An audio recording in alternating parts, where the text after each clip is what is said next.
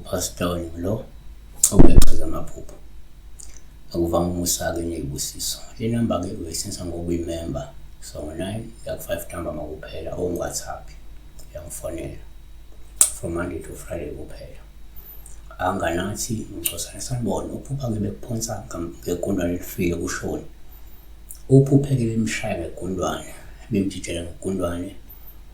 Someone was throwing a dead rat to her, or someone was throwing her with a dead rat. Yeah.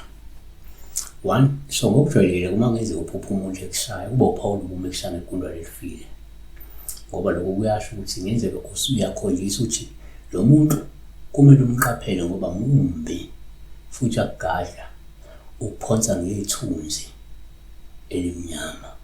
So kuyenzeka umuntu mekushaya ngento efile itsala ukushaya ngayo or ukunika into efile lowo muntu loyo suke mubi ekuzama ukugadla ngento eyithunzi ifuna wena ube nethunzana elithile libi.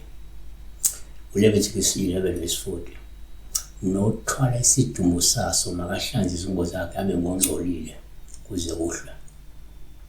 2 kwesinye isikhathi uthi uphupha umuntu ekushaya uPaul uma eshaya ngegundwane elifile lokho ngasho ukuthi ngenzeka kumele usukume uthole usizo lokwelashwa noma ke uqinise umkhuleko ngoba lo muntu ukugadla ngesichitho esibi esizokwenza wena ungathandeki.